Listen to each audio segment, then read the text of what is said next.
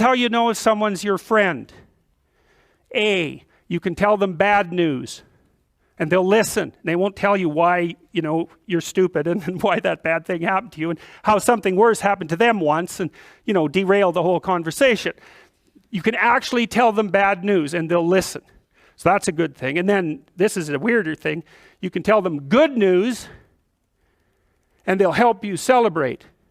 And that's a really good way of deciding who you should have around you. Because if you have someone around you, you know, something good happens to you and you're kind of afraid to even admit it because, you know, God, something good happened to you. It's like, you let that be known and it'll certainly be taken away. So, you know, you come out and you sort of tell someone half-heartedly that something good happened to you and they give you a whack and then talk about, you know, the great thing that happened to them 3 years ago. Or worse, the great thing that happened to someone that they knew 3 years ago.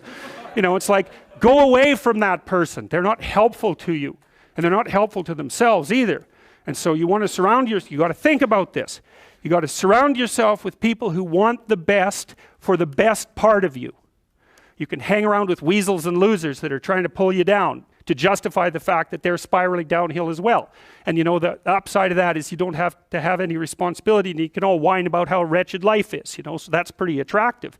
But I would say it's also a bad medium to long-term plan. And so it's acceptable and desirable to try to surround yourself with people who are facilitating your development. You know, and you might say, well, I've got people around, I know them well, you know, they're not doing that well and they don't fit into that category. It's like, what's your point?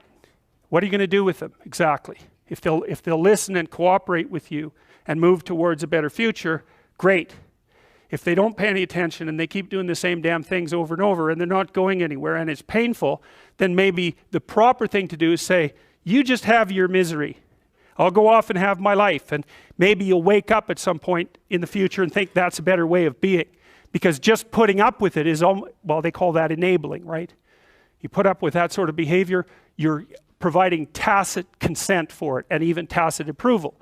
It's like, it's a bad idea. You have, I would say, both the right and the responsibility to surround yourself with people who are good for the best part of you.